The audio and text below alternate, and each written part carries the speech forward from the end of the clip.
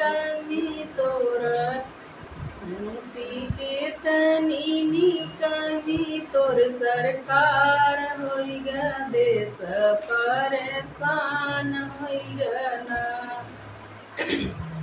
मुक्ति के तनी कमी तोर सरकार होई ग देश परेशान होई ग ना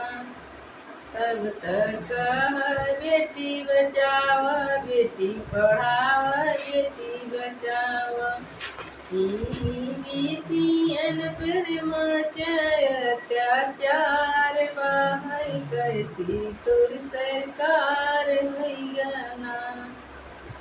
मुक्ति के तनी कमी तोर सरकार होई ग देश परेशान होई गना हिंदू मुस्लिम दोई भाग में बाटी के बैठा मोती जी हिंदू मुस्लिम दोई भाग में बाटी के बैठा मोती जी जातियन पर चल हाहाकार बा कैसी तोर सरकार बहना मणिपुरी का सुन के कहानी लागल जिया में हमरे मणिपुरी का सुन के कहानी लागल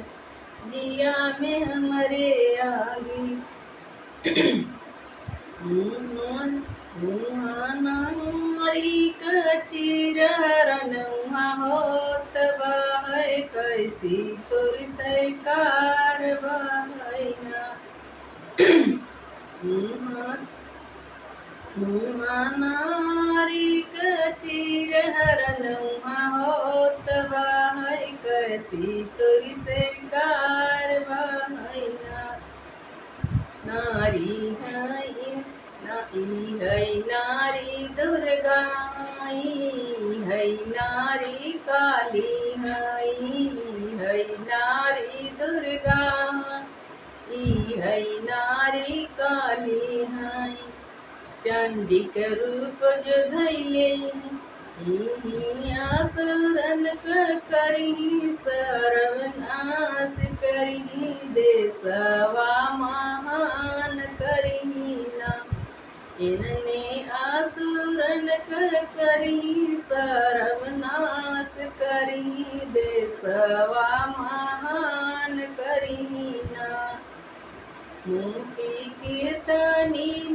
कमी तोर सरकार होई ग देश परेशान होई ग ना